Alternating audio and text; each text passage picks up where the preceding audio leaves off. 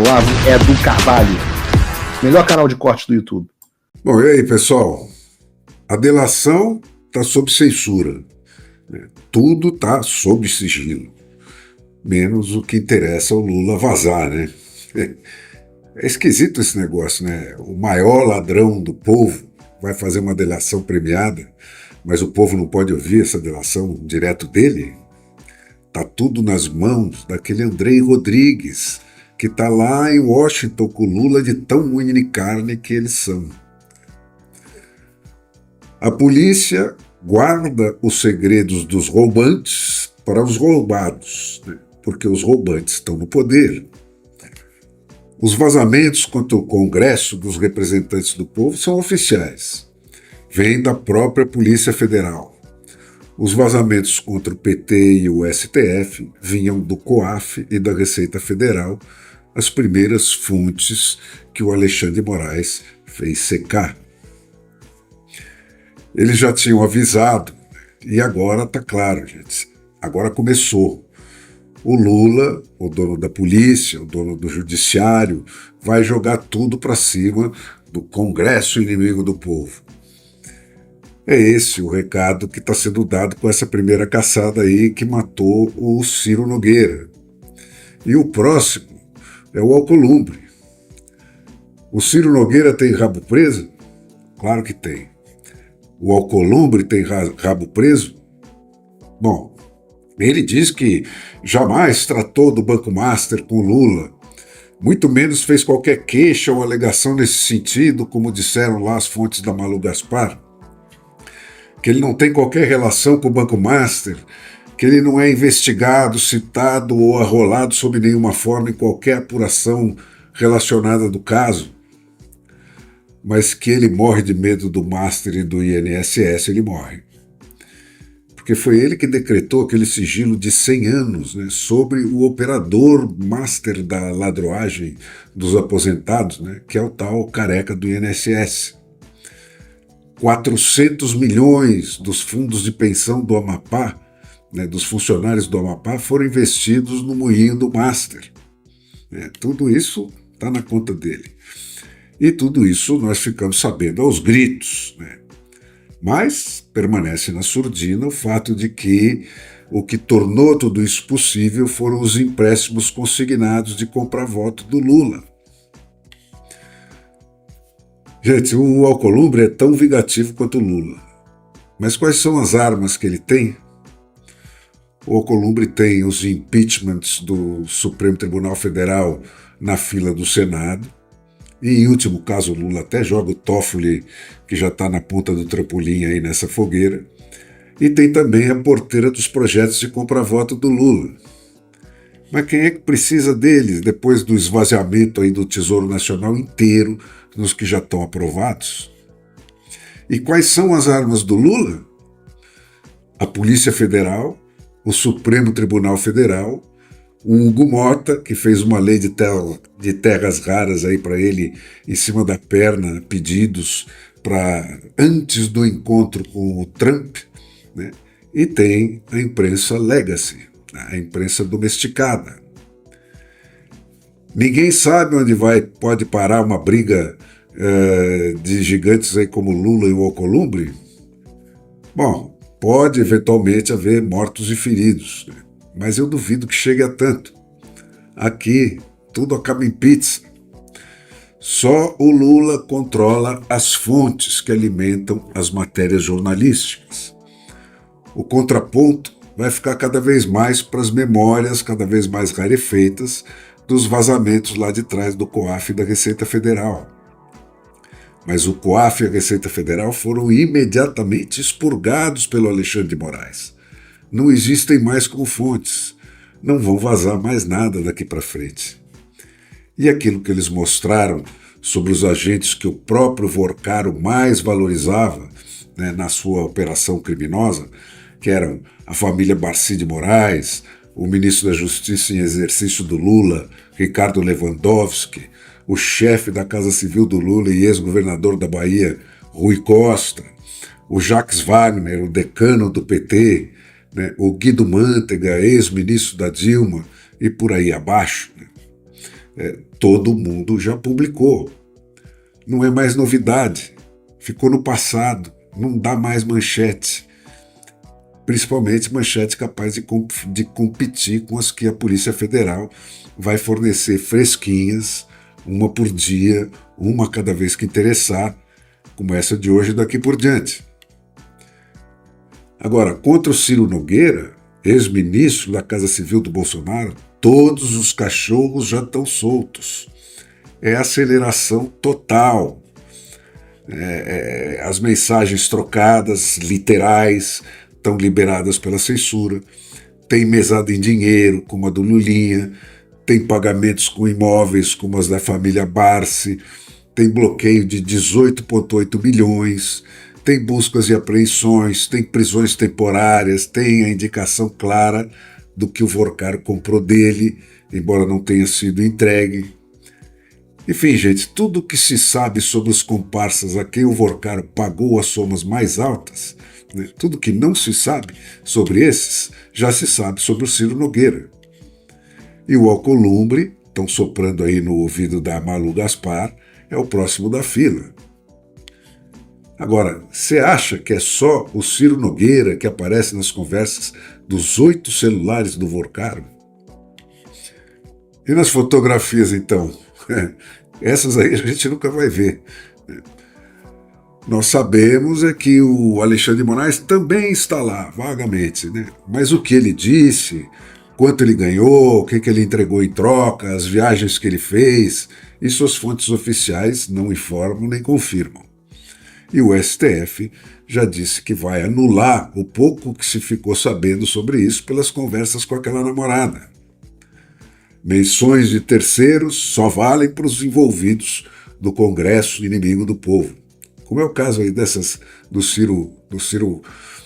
Todas essas do Ciro estão na boca de terceiros, né? Não são conversas dele com o Vorcaro, são terceiros mencionando, né?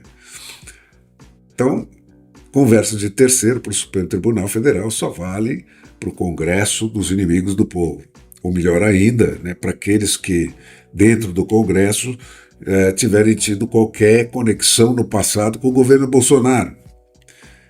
E aí, gente, tem o Everton Rocha, relator das indicações do Bessias, que é a maior marionete do Alcolumbre lá no Senado, que está envolvido até o pescoço no INSS. E aí tem mais o que você quiser. Quem no Congresso tem ficha absolutamente limpa?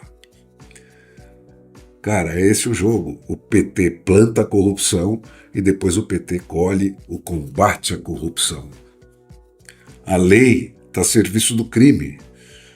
Esse judiciário pornô só pensa em assaltar o país com a lei. Esfrega penduricalho novo todo dia na cara do Flávio Dino e ele finge que não está vendo. E o STF, Sociedade Anônima, né, é o olho do furacão. E é por isso que até esse Rui Costa, que junto com o Jacques Wagner foi o parteiro do Banco Master, foi a ama de leite do Banco Master, foi quem deu a licença e ensinou ele a mamar até crescer nos consignados do Lula, foi quem abriu para ele as portas dos fundos de pensão estaduais e municipais, né? Já teve a cara de pau de se dizer a favor de investigar tudo, doa quem doer. E essa imprensa, né, que ontem passou o dia inteiro transformando o Lula em herói, porque ele conseguiu uma reunião e um almoço com o Trump, sem que o Trump acusasse ele nenhuma vez daquilo que ele sabe que o Lula é em voz alta, porque precisa dos nossos metais raros. Essa é que não vai percorrer os caminhos que a COAF e a Receita Federal apontaram. O jogo está feito, gente. Les jeux sont faits, rien ne va plus, como diziam os croupiers aí das roletas dos cassinos. E é por isso que o Lula acredita que consegue até mandar o nome do Bessias de novo e enfiar de volta na goela do Congresso aquilo que ele vomitou. Cara, bens a Deus. Tomara que o André Mendonça consiga me desmentir. Cara, é impressionante. O homem é um gênio. Pena que é do mal, né? Bom, nas mãos do Lula nada se perde, tudo se transforma, sempre em tijolinhos a mais para a escada do poder. O encontro entre ele e o Donald Trump hoje se transformou no maior evento da campanha eleitoral até agora.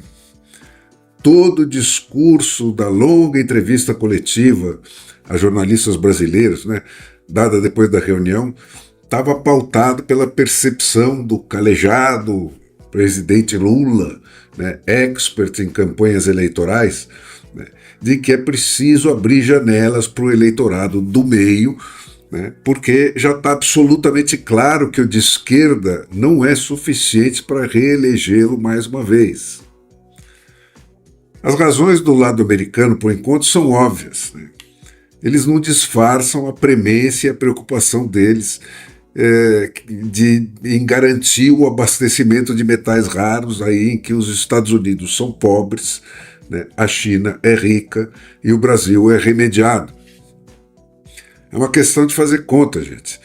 O Brasil é o caminho mais curto, e até a história pregressa muito próxima, o mais confiável, e talvez o único, para evitar o controle absoluto da China sobre esses metais. O único que talvez tenha quantidade suficiente para, na soma dos demais possíveis clientes americanos para isso, feche a conta em relação à China. E eles precisam conseguir um acordo sobre isso antes que algum aventureiro lance mão deles, desses metais, como vai lançar se o Lula for reeleito. Veja bem. Essa é a razão fundamental do encontro, gente, decidido aí meio no desespero para acontecer antes da eleição brasileira, como comprova o fato aí do Lula ter encomendado e aprovado às pressas um projeto de regulação da exploração desses metais do jeito que ele quer, para não ter de se submeter a pressões e negociações e enfiar no Trump a mesma narrativa que ele enfia sobre a ditadura que ele vai implantando no Brasil.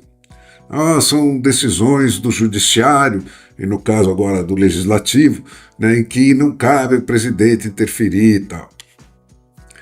Então, cara, o encontro serviu para restabelecer relações normais aí com os Estados Unidos, que estavam para lá de abaladas, quase rompidas, pela forte derrapagem do Brasil para a ditadura de estilo chinês dos últimos anos.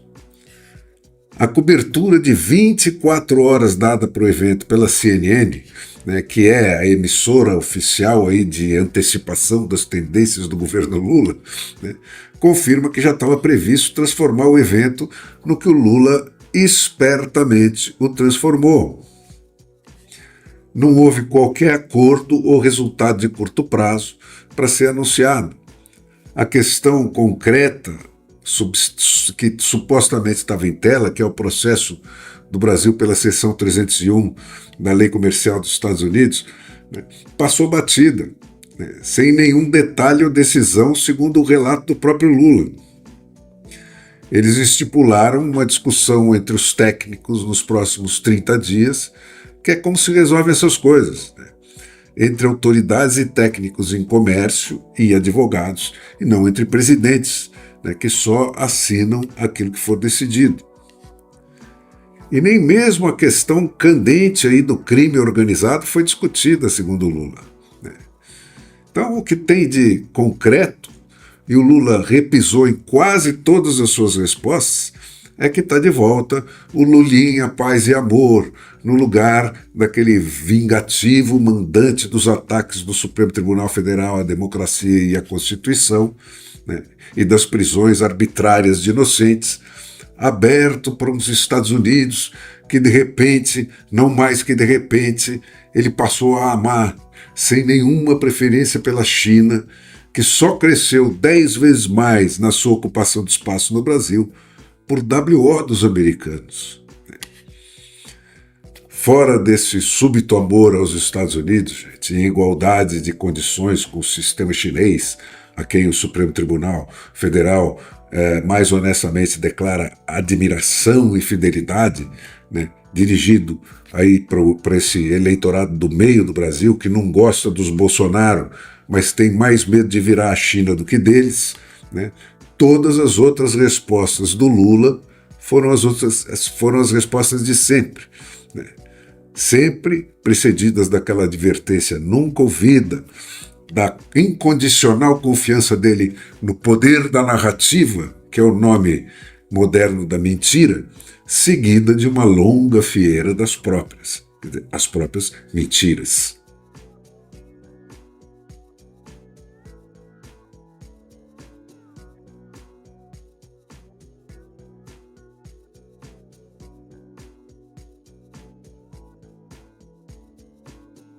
Esse negócio do like e do repost faz toda a diferença, e você verificar se está inscrito no canal também com o tal do sininho das notificações.